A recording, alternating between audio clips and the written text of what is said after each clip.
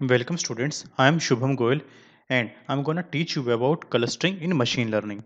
This is the second lecture on clustering lecture series. Okay, let's start.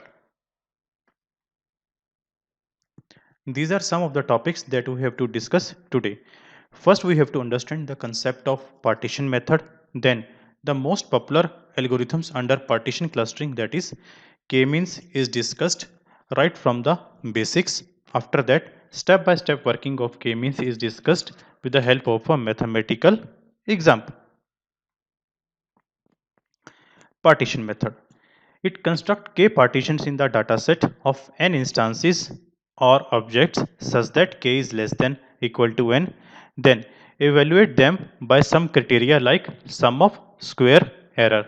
That means the dataset which you have is divided into k partition. That means all the rows of a dataset or all the data points that correspond to your row vectors are divided into k partitions in the partition method.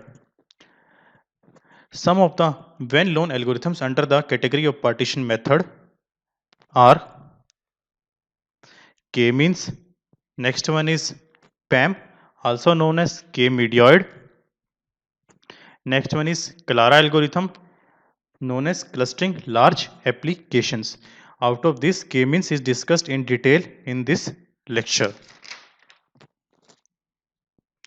There are some points which are generalized to be known about the partition method are: for a given number of partition, let's say k, the partition method will create an initial partition. That means in the entire data set, partition method will create initial partition from your given k partitions.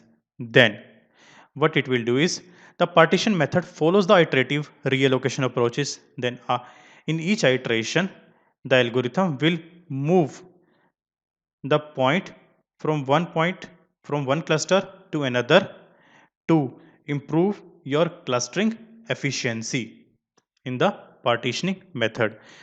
Every group must have at least a single instance or object. That means the objects partition created or the groups created by the partition method should have at least a single instance or object, or you can also say the single data point or the row vector corresponding to the data point. Every instance and object must belong to exactly one group. That means a instance or data point cannot belongs to one or more group. It should only belong to one group. It cannot be like that a point, let's say p1, corresponding to your first row, means belonging to two cluster. It should not be like that. It should belongs to only one cluster. K means algorithm. It is a popular algorithm that fall into this category of partition clustering algorithms. Let's suppose dataset has n instances x1, x2, xn, which are also showing your row vectors, where xi means your ith row vector having dimension r. So r is the dimension, or you can also say the length of your row vector. So the k-means algorithm partition the given dataset into k clusters. Each cluster has a cluster center. That means the cluster which you are gonna create using this all dataset into k cluster, and each kth cluster will have a center named as centroid. The number of clusters, that is k, must be prior specified by the user. This is the most important condition in k-means algorithm, that number of clusters which you want to create must be specified before performing your clustering by the k-means algorithm. The picture here represents the clusters in k-means algorithm, where black dots means these black dots are representing the cluster centers. Now the colored dots are representing the entire cluster, and this black dots is representing that here the center or the centroid of your cluster lies. These are the steps which should be followed for performing k-means algorithm clustering. First of all, identify the number of groups to be used. It's good to take a quick look at the data and try to identify any distinct groupings. That means, first of all, you have to specify the number of groups or the number of cluster which you want to be created by using k-means algorithm. So for doing this, it's better to look your data, means have a general look your data to get a rough idea that how many groups my this data can contain. Now, select the number of groups to be used and randomly initialize their respective center points. Now, after getting the number of groups, you have to select them, that which entries will serve as the center of your clusters. Means my first row will serve as the center, my second row will serve as the center for two second cluster, my third row will serve as the center for my third cluster, so on. This can be done randomly. Compute the distance between each point and each group center, and then assign the point to be in the group whose center is closest to it. Then what you have to do is, after selecting the centers, you have to compute the distance of the remaining points from each of the center. That means, let's say I have selected 4 centers and I have 6 points left in my data set. Then out of this 6 point, I have to measure the distance of each point from the center of each 4 points which I have selected. That means total 24 distances were calculated. Based on this partition group, recompute the group center by taking mean of all the vectors in that group. Means after performing initial partitioning using iteration 1, you have to again compute the centers of your clusters or the groups, and then you have to repeat the entire procedure. That means for all data points in your data, you have to measure their distances from the newly calculated center or centroid for the corresponding cluster, and again you have to reallocate the point to another cluster if the center distance from another cluster is minimum.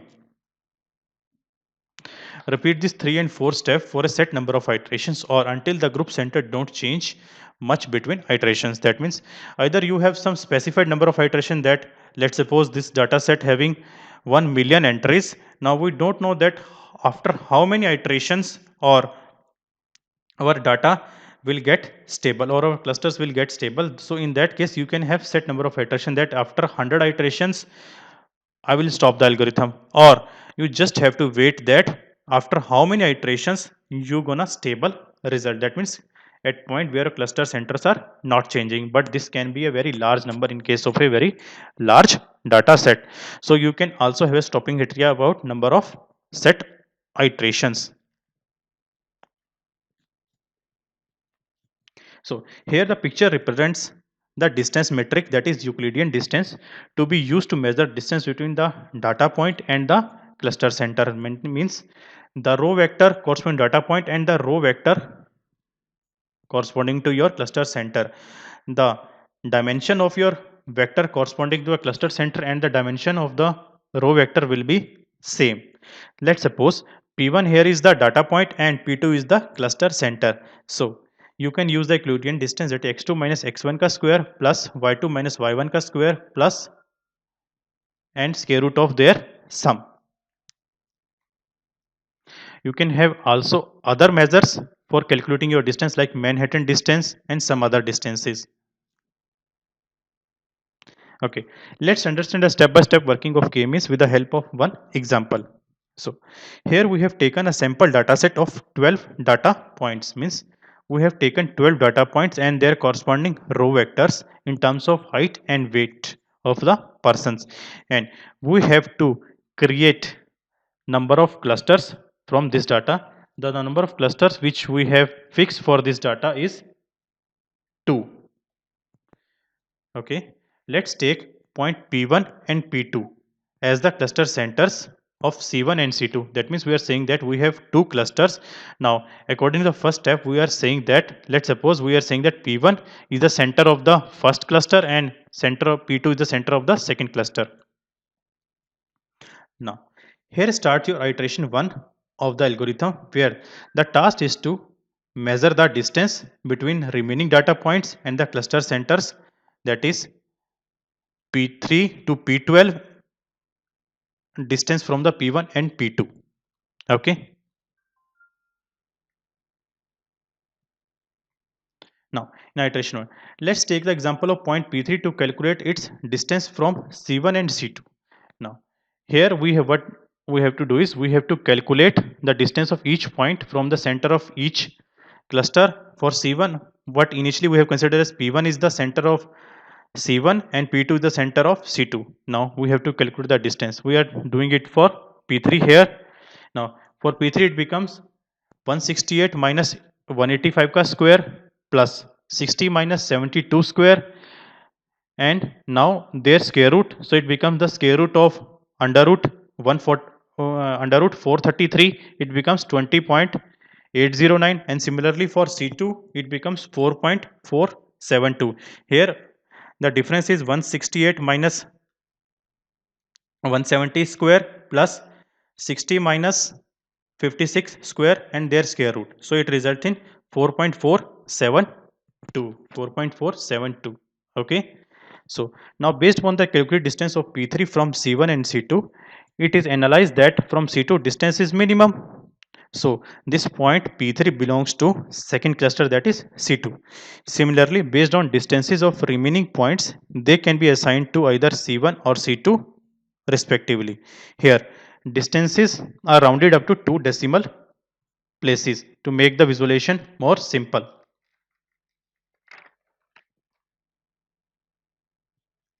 So after getting the cluster assigned to the data points, calculate the new clusters. That means this one is the cluster which we have computed using your first iteration.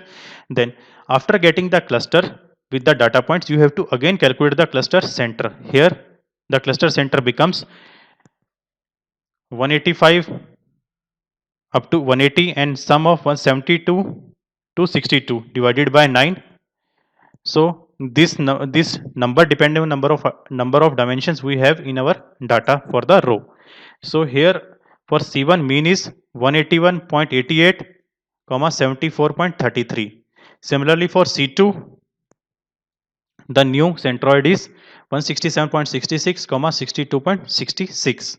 Now after getting new centers of C1 and C2, redistribute the data points among C1 and C2 based on the minimum distance of point from new centers of C1 and C2. Now what you have to do is you have to again compute the distance of P1 to P12 points from the center of the C1 and C2 respectively, and based on that you have to assign them a group whosoever distance is minimum.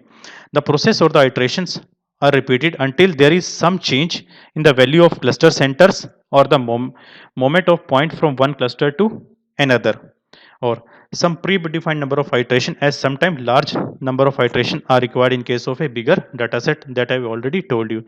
So after getting the values, we have assigned the clusters labels to the data points. Okay, but after analyzing this, we have analyzed that there is no change in the clusters as per new centroid. So here in iteration 2 we observe that there is no change or the moment of point from one cluster to another. So stopping criteria has reached for this algorithm. All the points are labeled with their respective clusters. So here stops your algorithm.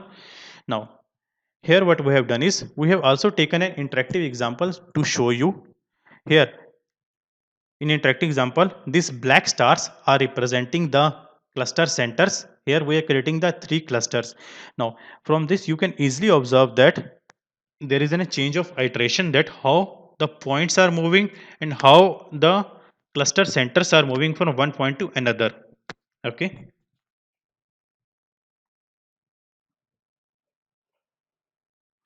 In spite of being easily applicable algorithm or most prominently used, K-means has some shortcomings. These are the shortcomings of this algorithm. Algorithm is only applicable if mean is defined. That means we cannot apply this algorithm at the places or in the data sets where mean is undefined, that where we are unable to calculate the mean. For categorical data, K mode, the centroid is represented by most frequency value. Means if your data is categorical, then you have to use K mode. It is more preferable. The number of clusters, that is K, must be specified before the algorithm starts. Sometimes it can be just that this number of iterations, this number of clusters are in my data, but it is very difficult to clearly say that this number of clusters are in my data exist. So this is also a shortcoming of k-means. The algorithm is very sensitive to outliers. That means if there are some outliers in your data, then your results can be affected. So to avoid outlier problem, k-measured is a good choice. So if you have outliers in your data, then you have to use k-measured algorithm. These are some of the points that we have learned today, that what is the partition method, step by step working of k-means algorithm, examples of k-means, that both mathematical and interactive example I have shown you, and the shortcomings of k-means are also listed. Thank you for watching the lecture video, students. Do watch and understand the remaining lectures in the clustering lecture series. Once again, thank you.